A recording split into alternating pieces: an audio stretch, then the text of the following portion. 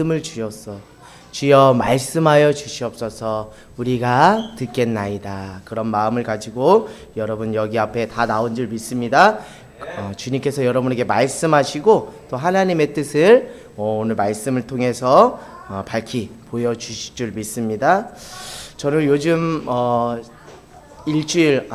일주일인가요? 한 2주 정도부터 하나님께서 저에게 주시는 마음이 있습니다. 그것은 다른 것이 아니라 나의 인생이 또 우리의 인생이 다 하나님의 손안에 있다라는 것을 하나님께서 깊이 저에게 마음으로 또 깨닫게 해주시더라고요.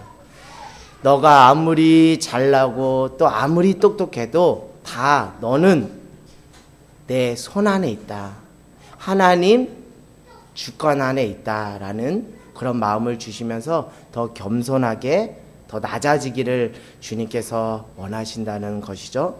그래서 하나님께서 그런 마음을 저에게 주셔서 인지 몰라도 말씀을 볼 때마다 그 하나님의 절대 주권의 관점에서 말씀들이 다 읽혀지더라고요. 이 말씀이 하나님의 절대 주권의 관점에서 다 읽혀지는 거예요. 제가 한 주 어떤 말씀을 통해서 살았는지 여러분에게 찬찬히 고백을 할까 합니다. 우리 사무엘상 24장을 한번 여러분들 보시면 알겠지만 지금 다윗이 사울을 죽일 수 있는 기회를 얻었어요. 사울은 어떤 사람입니까? 다윗을 미워하고 그토록 증오하며 죽이기를 힘썼던 사람 아닙니까? 그런데 지금 다윗이 사울을 죽일 수 있는 기회를 얻은 거예요. 근데 부하들이 아랫사람들이 다윗에게 사울을 죽이라고 자꾸 그렇게 말하는 거죠. 그래서 다윗이 사울을 죽이려고 하다가 실제 죽이지 않고 사울의 옷자락만 싹 베는 그런 장면이 나옵니다. 그러면서 다윗 안에 어떤 그 마음의 변화가 있었냐면 그 성경 구절을 여러분 보시면 사무엘상 24장 그 말씀을 찬찬히 보면 사울의 옷자락을 베면서 다윗이 마음에 찔림이라 이런 표현이 있어요. 마음이 찔림이라. 그것은 왜 그런가 하니 하나님께서 사울을 죽이는 것을 다윗이 직접 나서서 사울을 죽이는 것을 하나님이 원하셨을까요? 원하지 않았어요. 왜냐하면 사울은 하나님께서 기름 부어서 세운 왕이거든요. 누구를 통해서요? 사무엘을 통해서. 사무엘 선지자를 통해서 머리에 기름을 붓고 세워진 왕이 바로 사울 왕입니다. 결국 누가 세운 거죠? 하나님께서 사울을 세웠기 때문에 하나님의 주권으로 사울을 세웠기 때문에 자기의 원수인 사울이라 할지라도 내가 직접 나서서 그렇게 그의 목숨을 해하는 것은 어디에 도전하는 것이다? 하나님의 절대 주권에 도전하는 것이라는 것을 그가 깨닫고 그 마음에 찔림이 있어서 그는 사울을 자기가 직접 죽이지 않고 이런 고백을 합니다. 끝자로 보면 이런 고백을 합니다. 하나님께서 심판자가 되어주셔서 나를 대신해서 갚아주실 것이다 라는 그런 믿음의 고백을 하더라고요. 여러분 오늘 예수님께서 또 요한복음 17장 4절에 보면 예수님이 이런 표현을 해요. 아버지께서 내게 하라고 주신 일을 내가 한다. 아버지께서 내게 하라고 주신 일을 한다.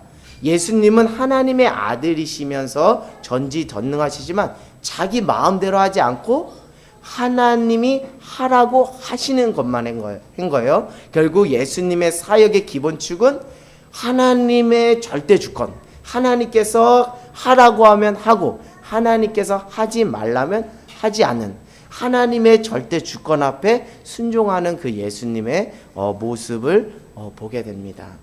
이후에도 제가 그 하나님의 절대 주권이라는 그런 그 신앙 고백이 담긴 말씀을 여러분과 함께 나눌 텐데요.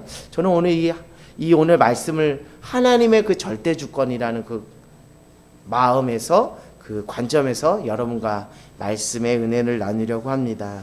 여러분, 아모스가 왜 기록되었느냐면 하나님의 율법을 무시하고 우상을 숭배하며 가난한 자들을 착취하고 압제하는 사람들에게 장차 하나님의 공의로운 심판이 있을 것을 경고하기 위해서 아모스서를 기록했습니다. 특별히 오늘 말씀의 배경은 우상 숭배 가운데 악인들이 받을 형벌과 더불어 마지막 때의 징조인 영적 기근의 현상이 선포된 부분입니다. 마지막 때 있을 영적 기근의 현상을 선포한 말씀 부분이라고 보시면 되겠는데요. 우리 아모스 8장 11절 우리 같이 한번 읽어볼까요? 아모스서 8장 11절 같이 읽겠습니다. 시작. 주 여호와의 말씀이니라. 보라, 날이 이를지라. 내가 기근을 땅에 보내리니 양식이 없어 주림이 아니며 물이 없어 가람이 아니요 여호와의 말씀을 듣지 못한 기갈이라. 아멘. 양식이나 물이 없어서 오는 기갈이 아닌, 즉 육신적인 기갈이 아닌, 여기서 말하는 기갈은 여호와의 말씀을 듣지도 얻지도 못하는 무슨 기근이라고요? 영적 기근이다라는 것이죠. 그런 것입니다. 자연재해로서의 기근이 아니라 하나님의 말씀을 듣지 못하는 기근이라고 볼 수 있는데요. 제사장과 선지자를 통해서 하나님의 말씀을 듣는 것이 이스라엘 백성들에게 가장 큰 축복이었는데 이것이 끊어졌다는 거죠. 영적 기근의 상태에 이르렀다는 거죠. 그것은 결국 하나님께서 그들을 떠나셨음을 의미하는 말씀 대목이 되겠습니다. 우리 12절을 한번 읽어볼까요? 시작. 사람이 이 바다에서 저 바다까지 북쪽에서 동쪽까지 비틀거리며 여호와의 말씀을 구하려고 돌아다녀도 얻지 못하리니. 아멘. 이 바다로도 가보고 또 저 바다로도 가보고 북으로도 가보고 또 동쪽으로도 가보는데 여호와의 말씀을 구하려고 돌아다녀 보았지만 결국 결과는 어떻다고요? 얻지를 못했다는 거예요.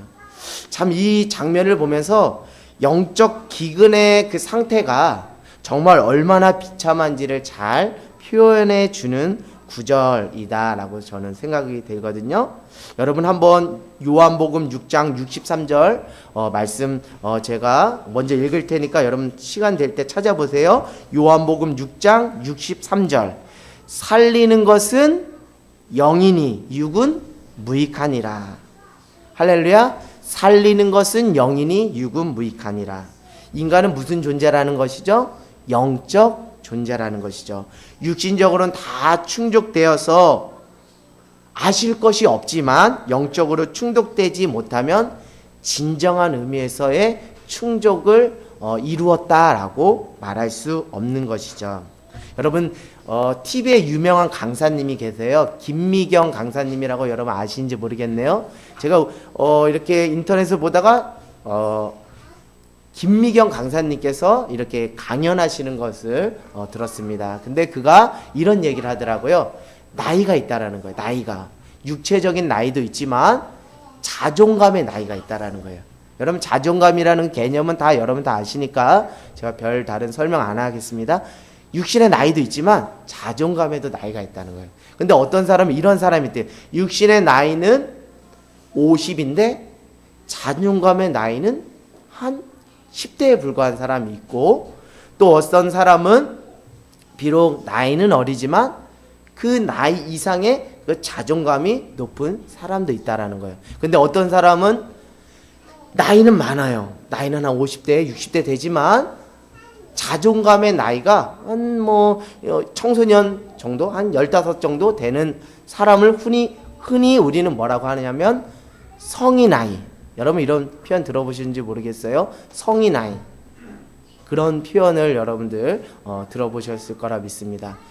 나이는 많지만 그 자존감의 나이는 낮은 그 상태를 우리는 흔히 성인 아이라고 하는데, 저는 그 김미경 강사님의 그 이야기를 들으면서 문득 이런 질문을 던지고 싶더라고요.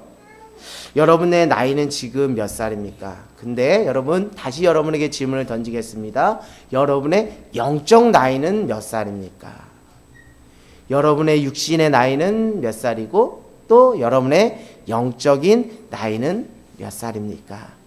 부디 원하고 바라기는 우리의 육신의 나이만큼이나 우리의 영적 나이도 그것과 같이 비례해서 성장하는 저와 여러분이 되기를 원합니다. 제가 지난주에 설교 마지막에 정말 힘을 주어서 여러분에게 권면한 것이 있어요. 여러분 기억나시는지 모르겠어요. 자, 우리 한번 기억을 더듬어서 한번 고백해 보겠습니다.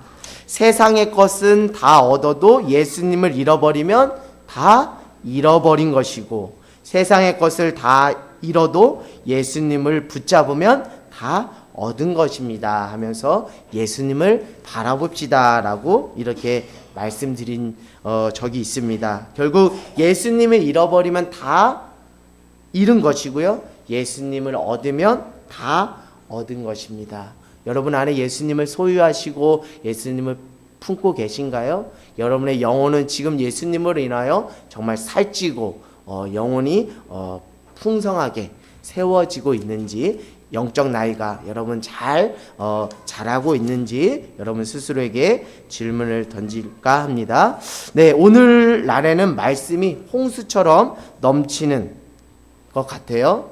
그런데 성경이 말하는 것처럼 오늘날이야말로 영적 기근이 심한 때라라고 저는 생각됩니다.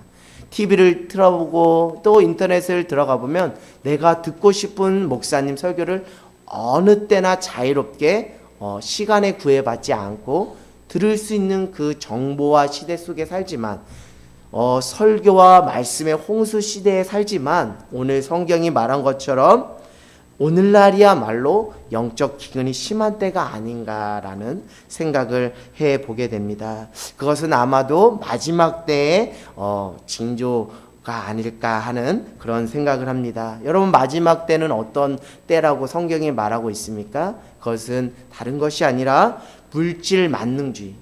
돈이면 다예요. 사람의 생명도 정말 돈보다 더 앞서지 못해요. 돈 때문에 사람의 생명도 파리 못씀처럼 그냥 가볍게 해치우는 경우도 있고, 또 쾌락주의, 정말 그런 것들이 마지막 때 살아가는 사람들의 모습 아닙니까? 그런 사람들에게 있어서는 영적인 일에는 전혀 관심이 없습니다. 육적인 일을 도모하고 육신의 배를 불리는데 더 혈안이 되어 있죠. 결국 말씀을 통해 부어지시는 영적 은혜를 사모하지 않는 이 시대야말로, 비록 현상학적으로는 말씀과 설교가 인터넷이나 TV를 통해서 홍수같이 우리 안에 있지만, 이 시대야말로 아모스서가 말하는 것처럼 영적 기근의 상태가 아닌가라는 생각이 듭니다. 우리가 지금 물이 없어서 지금 기근에 빠져 있습니까? 우리가 굶주려서 지금 기근에 빠져 있습니까? 그렇지가 않잖아요. 그런데 더 우리가 영적 세계 가운데 깊이 들어가면 정말 우리 안에 정말 그 영적인 목마름으로 정말 그 하나님의 은혜를 갈급하지 못하는 그 상태가 바로 영적 기근의 상태가 아닌가라는 생각을 해보게 됩니다. 제가 찬양도 해봤지만요, 시편 42편 1절에서 말씀하고 있듯이 하나님이여 사슴이 시냇물을 찾아 갈급한 같이 내 영혼이 주를 찾기에 갈급하나이다. 이런 그 갈급한 심령이 없는 것이 오늘날 영적 기근의 그 현상을 말해주고 있다라고 생각합니다. 갈급한 심령으로 그 간절함이 사라진 거예요. 그것이 영적 기근의 원인이다라고 저는 생각하고 있어요. 생각이 듭니다. 말씀을 듣고 얻지 못하는 영적 기근의 그 원인이 바로 이 간절함이 없어서라고 생각을 하는데요. 마가복음 7장 28절에 보면 수로보니게 여자처럼 부스럭이라도 줬사오니 제발 저에게 은혜를 허락해 달라는 그 간절함이 정말 우리에게 필요한 시대가 바로 지금이 아닌가 하는 생각이 듭니다. 마가복음 7장 28절. 여러분 정말 부스럭이라도 줬사오니 이 은혜를 달라고 정말 그런 간절함을 가지고 그 간절한 심령으로 여러분 하나님 앞에 나갈 때 하나님께서 값없이 주시는 은혜를 우리에게 허락해 주실 줄 믿습니다. 그런데 안타까운 것은 오늘날 그 갈급함이, 그 간절함이 빠져 있어서 우리 안에 영적 기근의 상태가 초래됐다라고 저는 여러분들에게 말씀드리고 싶어요. 그런데 여러분, 왜 이렇게 우리가 이렇게 영적 갈급함과 그 영적 목마름이 왜 이렇게 사라져 버렸을까라는 생각을 저 스스로에게 던져보고 또 여러분에게 던져봅니다. 그것은 다른 것이 아니라 내가 다 안다는 그런 착각에 살고 있진 않은가라는 생각을 해보게 되는 거예요. 자, 야고보서 4장 6절 제가 여러분에게 읽어드리겠습니다. 야고보서 4장 6절 그러나 더욱 큰 은혜를 주시나니 그러므로 일렀으되 하나님이 교만한 자를 물리치고 겸손한 자에게 은혜를 주신다 하였느니라. 아멘. 야고보서 4장 6절의 전반절을 보면 이 하나님의 마음을 우리가 알 수 있어요. 야고보서 4장 6절 그러나 더욱 무엇을 주시길 원하신다고요? 큰 은혜를 주시길 원하신다고. 누가 주시길 원하신다고요? 하나님이 주시길 원하신다고요. 근데 안타까운 것은 우리가 그 큰 은혜, 하나님께서 값없이 주시는 큰 은혜를 뭐하지 않는 것이 문제라고요? 사모하지 않는 것, 갈급하게 간절하게 찾고 구하지 않는 그것이 안타깝다는 거예요. 그것은 왜 그러냐면요, 하나님이 교만한 자를 물리치시고 겸손한 자에게 은혜를 주신다 하였느니라. 다른 것이 아니라 우리가 조금 아는 거 가지고 조금 받은 은혜 가지고 전부를 다 안다라고 착각하며 살기 때문에 이미 하나님께서 장차해 주실 더 큰 은혜를 주시고 싶으신데, 하나님 주시고 싶으신데 우리가 미처 그것을 받아 누리지 못하는 그런 안타까운 영적 기근의 상태 가운데 있다라는 거예요.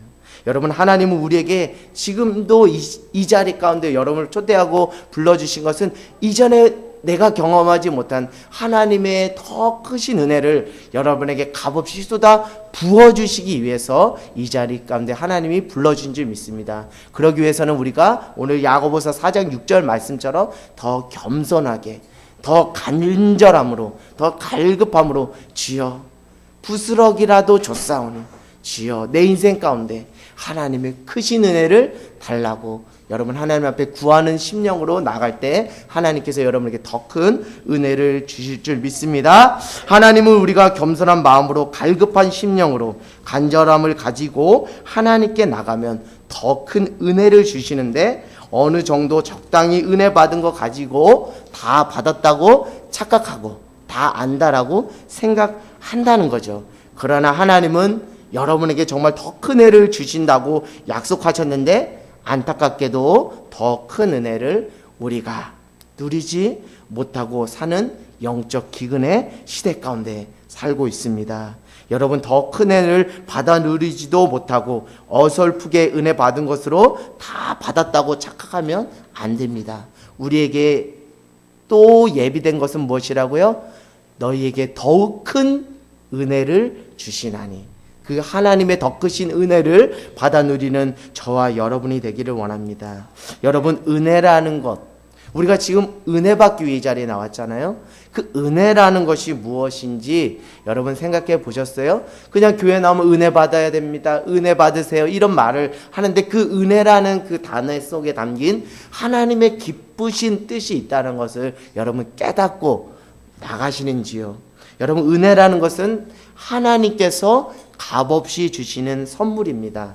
여러분 믿으세요? 하나님께서 값없이 주시는 무엇이라고요? 선물.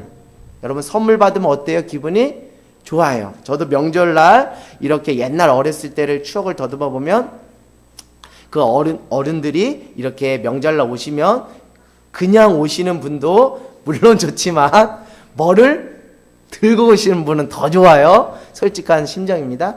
그때 어렸을 때 종합 선물 세트라는 거 아시죠? 여러분들 요만한 거 한 뭐 오리온 주식회사에서 나온 거 한 15,000원인가 뭐 한 10,000원 정도의 정말 애기들이 좋아하는 과자들을 이렇게 한 묶음해서 이거를 종합 선물 세트로 해서 동네 어르신들이 이거 들고 와서 저희들한테 이겼다 하고 던져줄 때 정말 그 선물을 받는 그 기쁨, 정말 여러분 경험해 보시면 알 거예요. 경험해 보신 분들은 다 알 겁니다. 그 선물을 받을 때 왜 우리가 기쁘죠? 나는 아무 수고 아무 노력하지 않았지만 나를 또 귀엽게 생각해 주시고 이뻐해 주고 동네 분들이 그렇게 주셨기 때문에 그것이 무엇이라고 하는 거예요? 은혜다라고 말하는 거죠. 자, 은혜는 쉽게 말해서 하나님께서 받을 자격이 없는 우리에게, 여러분 공짜 좋아하시죠? 공짜로 주시는 선물이라고 생각하시면 참 좋습니다. 은혜는 값없이 받는 것인데요. 제가 이제 더 중요한 걸 말씀드릴게요. 은혜는 값없이 주시는 것인데 그것을 주시는 분이 누구신지를 우리가 명확히 알아야 된다는 거예요. 그걸 누가 주신다고요? 하나님이 주신다는 거예요. 값없이 선물을 주시는 분이 있는데 그분은 바로 누구시라고요? 하나님이시라는 것을 꼭 기억하는 저와 여러분이 되길 원합니다. 즉 하나님이 값없이 우리에게 은혜를 주시지만, 자 여기서 또 중요합니다.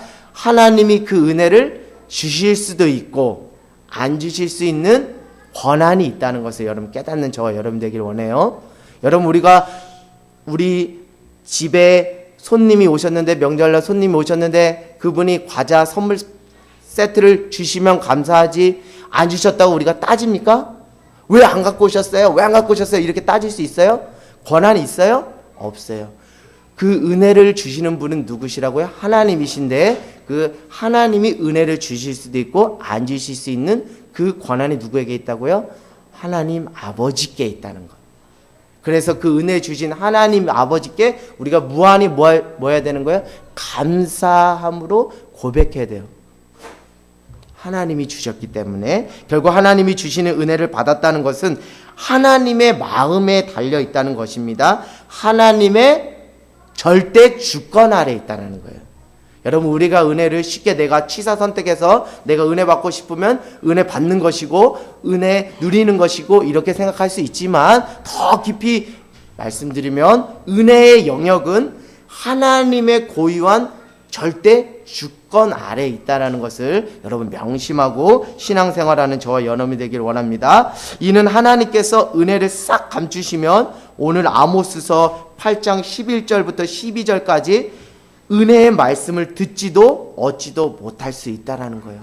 그동안은 내가 언제든지 은혜를 들을 수 있는 여건과 환경이 허락되었는데 이 하나님의 그 주권 아래서 하나님께서 은혜의 그 통로와 수단을 딱 잘라버리면 오늘 아모스서 8장 11절부터 12절 말씀처럼 우리가 은혜의 말씀을 들으려고 이리저리 돌아봤지만 은혜의 말씀을 들을 수도 없고 얻을 수도 없는 안타까운 처지에 놓일 수도 있습니다. 제가 좀 전에 말씀드렸던 것처럼 야고보서 4장 6절처럼 하나님께서는 교만한 자에게 은혜를 싹 뭐 하신다고요? 감추시고, 야고보서 4장 6절 하나님께서는 교만한 자에게 은혜를 뭐 한다고요? 싹 감추시고 교만한 자에게 은혜를 주십니다. 이것을 아셔야 돼요. 내가 은혜 받고 싶다고 해서 은혜 주시는 분이 아니라고. 그거는 하나님 마음이라는 거예요. 하나님 주시고 싶으면 주시는 거고 안 주시고 싶으면 안 주시는 거예요. 하나님의 절대 주권 안에 있기 때문이죠. 그렇기 때문에 우리는 하나님 앞에 은혜를 구하기 위해서 어떤 자세로 나가야 돼요? 겸손함으로, 목마른 사슴이 시냇물을 찾아 헤매듯이 갈급한 심령으로 나갈 때 하나님께서 이전에 경험하지 못한 더 큰 은혜를 우리에게 주실 줄 믿습니다. 여러분 어떤 마음의 태도와 심령의 상태로 주님 앞에 나왔습니까? 부디 겸손함으로, 목마른 사슴이 시냇물을 찾듯이 갈급함으로 주님 앞에 나오는 저와 여러분이 되기를 원합니다. 여러분 어떤 분은 이런 말씀을 하세요. 설교 말씀의 은혜를 못 받는다고 말합니다. 여기 교회는 은혜가 없다라고 말합니다. 여러분 정말 이 말이 맞는 것 같지만 또 틀린 것이라는 것을 여러분은 잘 깨닫길 원합니다. 정말 이 말이 맞는지 자기 자신을 잘 살피며 돌아보는 저와 여러분이 되기를 원합니다. 단 전제는 있습니다. 물론 목회자가 성령의 인도하심을 따라 성실하게 하나님의 뜻을 온전하게 전할 목회적인 사명을 충실하게 감당한다는 그 전제 하에서 말씀드리는 거예요. 이 사명을 감당하지 못하면 그것은 또 목회자도 물론 하나님 앞에 책망받는 것은 똑같습니다. 그럼에도 불구하고 내가 말씀을 통해 또 교회를 통해 은혜를 못 받는 것이 나의 교만함으로 하나님께서 은혜를 감추신 것은 아닌지 살펴보는 균형 있는 성숙한 시각이 필요하다는 거예요. 내가 은혜를 못 받는다고 말합니다. 저도 이런 표현을 해본 적이 있어요. 왜 이렇게 예전에 평신도일 때 이렇게 목사님 설교가 딱딱하고 은혜가 안 되고 뭐가 안 되고 이런 얘기를 저도 한 경험이 있어요. 근데 지금 돌이켜 생각해 보니까 물론 여타 이유가 있겠지만 나를 돌아볼 때 내가 말씀 받을 그 겸손한 마음의 상태, 심령의 상태가 내 안에 허락되어 있지 않았기 때문에 하나님께서 나로 하여금 나에게 주실 은혜를 싹 차단하신 건 아닌가 하는 그런 깨달음이 뒤늦게 밀려오더라고요. 깨닫게 되더라고요. 여러분, 은혜는 내가 받고 싶다고 편의점에서 물건 고르듯이 선택할 수 있는 그런 것이 아닙니다. 내가 은혜 받고 싶으면 설교 잘하는 목사님 설교 동영상 클릭해서 동영상 듣는다고 해서 은혜를 받는 것이 아닙니다. 어찌 보면 그것은 은혜 받는 것이 아니라 그저 내 길을 즐겁게 해주는 달콤한 사탕과도 같은 것입니다. 들을 때는 좋아요. 그러나 내 마음에는 남지가 않는 그냥 듣기 좋은 말씀, 사탕 같은 말씀이지만 내 마음에 남지 않는다는 거예요. 여러분 은혜를 받는 저와 여러분이 되기를 원합니다. 하나님은 말씀을 통해서 여러분에게 은혜 주시기를 원하시거든요. 은혜를 받으세요. 은혜를 주실 기회를 하나님께서 여러분에게 주셨습니다. 은혜 주실 그 기회를 하나님께서 철수하시고 걷어가실 수도 있다라는 거예요. 저는 최근에 안타까운 이야기를 많이 듣습니다. 물론 그것이 또 예수님을 잘 믿고 갔기 때문에 또 하나님 나라 천국에 갔기 때문에 기쁜 소식이지만 또 육신적으로 보았을 때 안타까운 소식인 것은 무엇이냐면 제가 직접적으로는 알지 못하지만 간접적으로 아는 그 남아공에서 선교하시는 선교사님이 그냥 아침에 일어나지를 않으셨다는 거예요. 왜 그런가 했더니 심장마비로 돌아가셨다는 거예요. 그리고 인근에 목회하시는 그 목사님 어머니가 매일 새벽 예배를 나오신다는 거예요. 근데 그날따라 어머니가 새벽 예배를 안 나오시는 거예요. 그래서 왜 그런가 하고 집에 직접 찾아갔더니 노모이신 권사님 어머님이 심장마비로 혼자 그 집에서 운명을 달리하신 거예요. 저는 이 사건들을 보면서 하나님께서 내게 은혜 주실 때, 하나님께서 내게 은혜를 베풀어 주신 기회를 주셨을 때 그 기회를 붙잡는 자가, 그 기회를 받아 누리는 자가, 그래서 내 영혼을 살찌우는 자가 정말 지혜 있는 자구나라는 생각을 하게 됐습니다. 그러면서 그런 생각을 또 하게 됐어요. 우리가 회개의 기회가 열려 있어요? 안 열려 있어요? 열려 있어요. 예수 그리스도의 이름으로, 예수 그리스도의 보혈로 우리가 회개할 기회를 얻었습니다. 그러나 우리 편에서 그것을 때로는 악용할 때가 있어요. 내가 회개할 기회를 얻었으니까, 회개할 기회를 얻었으니까 내가 언제든지 회개하면 또 다시 하나님 용서해 주실 거야. 그거 맞는 말입니다. 그러나 이것을 악용하면 안 됩니다. 우리가 갑작스레 오늘 제가 말씀드렸던 것처럼 심장마비로 돌아간다면 우리가 정말 하나님 앞에 회개할 그 기회조차 구하지 못하고, 회개의 기도 구하지 못하고 그냥 생을 마감할 수도 있다라는 거예요. 그런데 우리는 착각합니다. 은혜 받을 수 있는 기회와 선택권, 회개 받을 수 있는 기회와 선택권은 내게 언제든지 열려 있다라고 말합니다.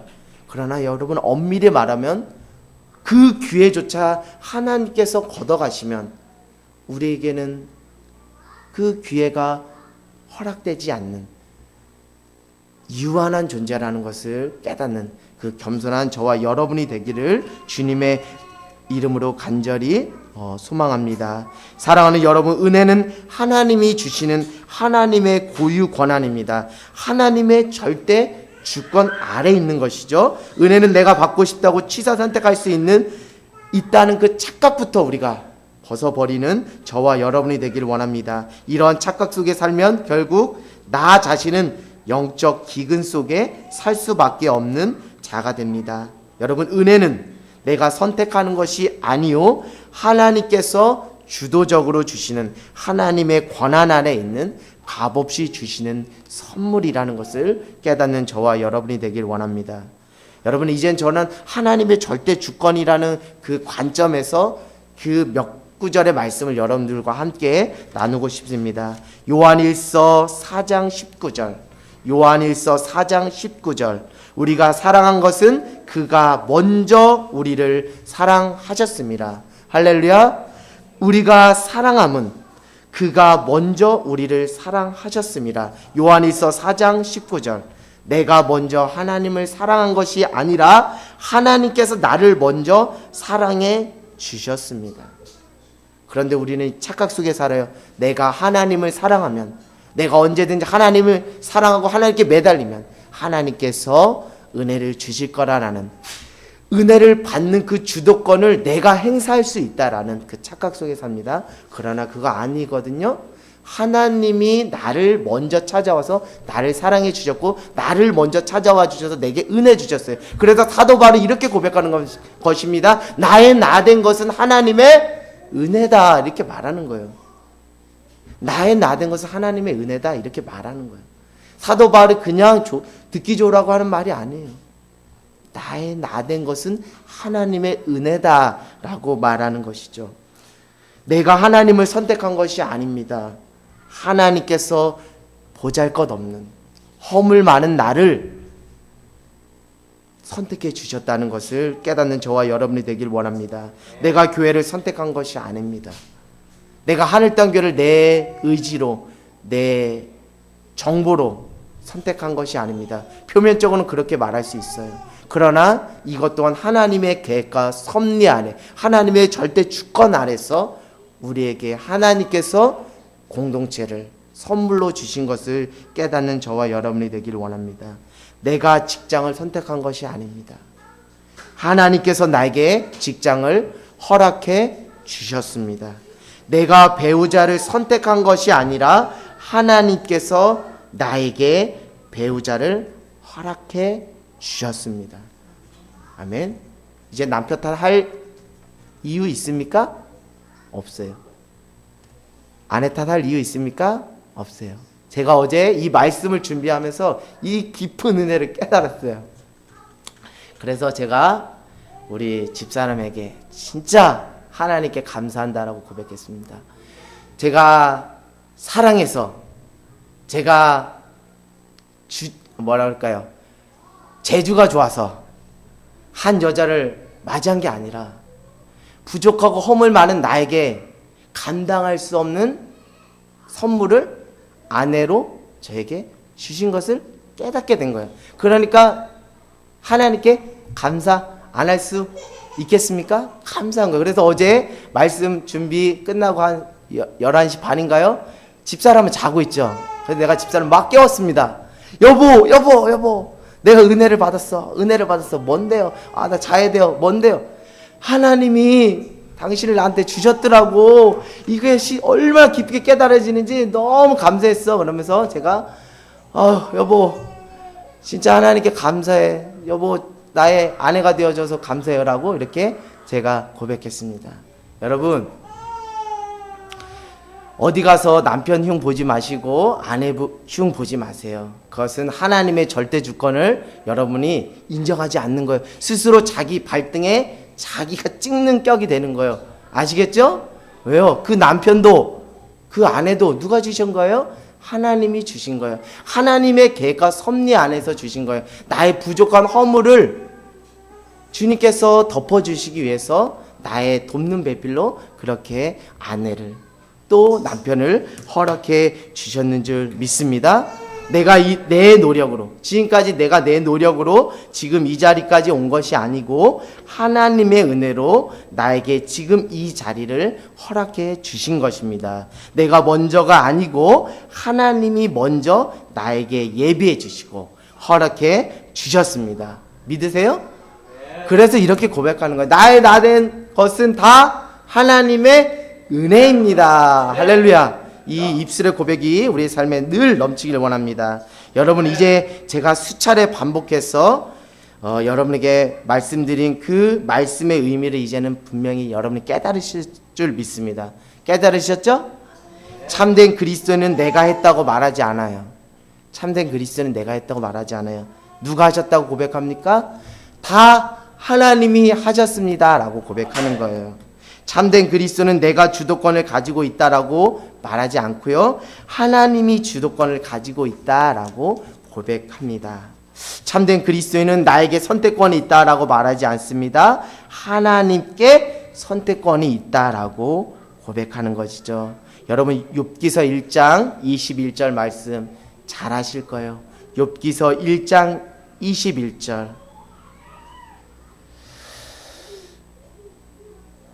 자, 어떤 말씀입니까? 주신 자도 여호와시오, 취하신 자도 여호와시오니 여호와의 이름이 찬송을 받으실지니라. 이 욥의 고백은 다른 것이 아니라 모든 것이 다 내 인생조차 다 하나님 손 안에 있다, 하나님의 절대 주권 안에 있다라는 그 신앙의 고백이에요. 주신 자도 여호와시오, 취한 자도 여호와시니 여호와의 이름이 찬송을 받으실지어다. 여러분의 인생 가운데 이런 고백이 있기를 원합니다. 잠언서 16장 9절. 사람이 그 길을 계획할지라도 그 걸음을 인도하시는 분은 우리 하나님이신 줄 믿습니다. 할렐루야. 이 고백이야말로 내가 하나님의 절대 주권을 인정하며 사는 삶입니다 라고 고백하는 것이죠. 여러분이 그 길을 계획하지만 그것이 열매 맺고 여러분의 삶에 은혜를 줄 수 있는 것은 절대적인 하나님의 주권 안에 있다는 것, 하나님의 이끄심 가운데 있다는 것을 깨닫는 저와 여러분이 되기를 원합니다. 여러분, 오늘 말씀 큐티 보셨죠? 제가 하나님의 절대 주권이라는 관점에서 요한 복음 21장 1절에서 14절을 보니까 또 여기도 하나님의 절대 주권이 있는 거예요. 베드로는 어떤 사람입니까? 어부예요. 근데 어부의 삶을 살다가 누구를 쫓아갔죠? 예수님을 쫓아갔어요.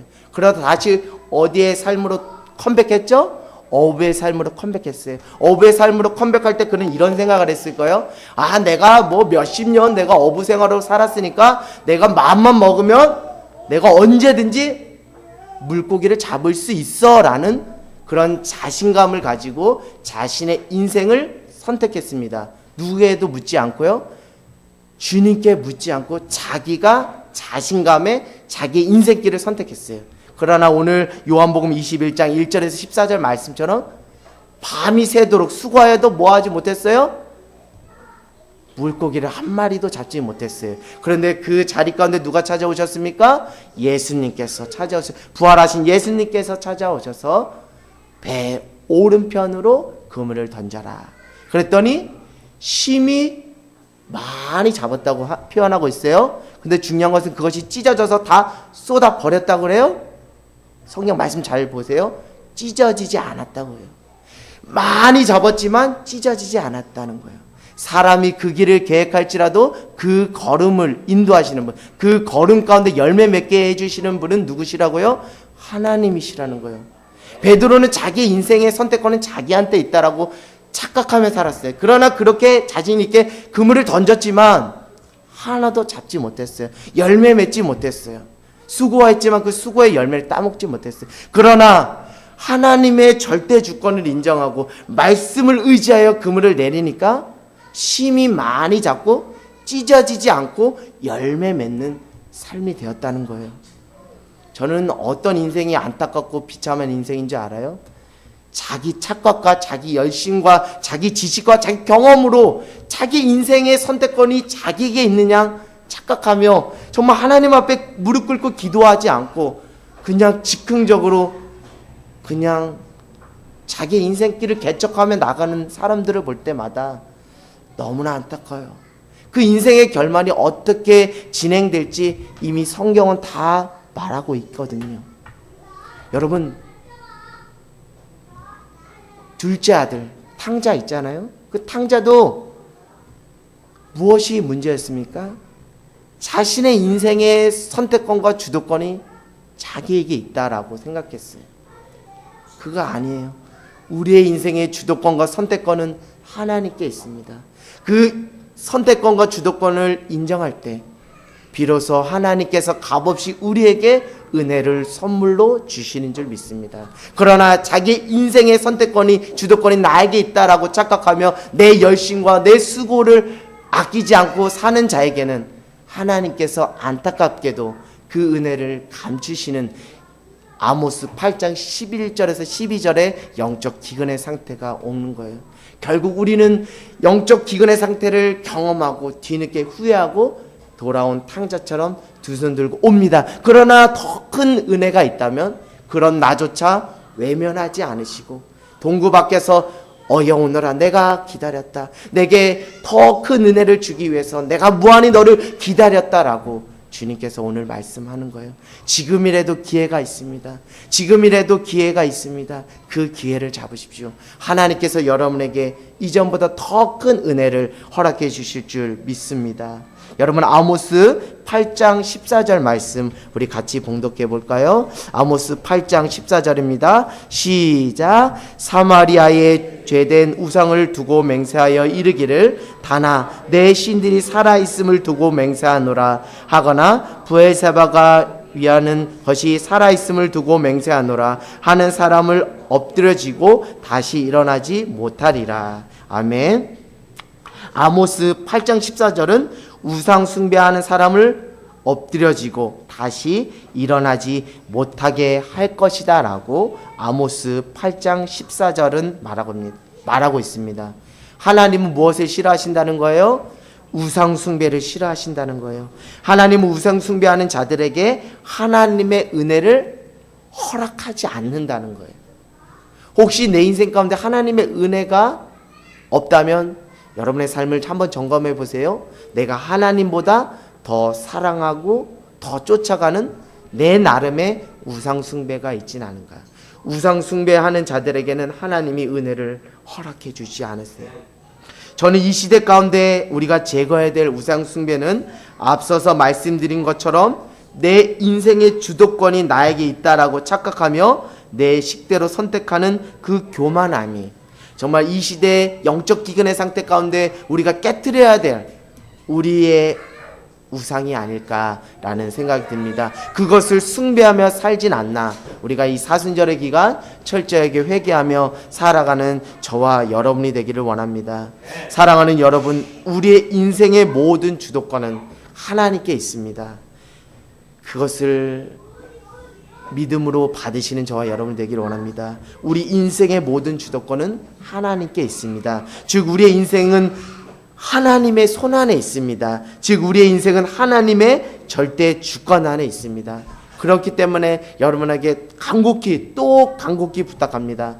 어떤 선택의 갈림길에서 무턱대고 내 스스로 내 인생의 선택권과 주도권이 나에게 있다 생각하고 기도하지 않고 선택하는 그런 어리석음을 범하지 마십시오. 중요한 선택의 기로에서는 하나님의 절대 주권, 하나님의 선택권과 주도권을 인정하시고 그분 앞에 납작 엎드려서 기도하고 또 그분의 사인과 허락을 받고 그분의 이끄심을 받는 귀한 인생이 되기를 원합니다. 그럴 때 하나님께서 여러분의 수고가 땅에 떨어지는 것이 아니고 열매 맺어 하나님께 영광이요 주변 사람들에게 간증이 되는 놀라운 은혜를 주실 줄 믿습니다. 우리가 이것을 회복해야 할 때인 줄 믿습니다. 지금 우리에게 처해져 있는 영적 기근의 상태 가운데서 늘 하나님 앞에 묻고 기도하는 저와 여러분이 되기를 원합니다. 늘 우리의 삶이 하나님의 은혜를 갈급해하며 목마른 사슴이 시냇물을 찾듯이 간절함으로 하나님 앞에 나아가는 저와 여러분 모두가 되기를 주님의 이름으로 간절히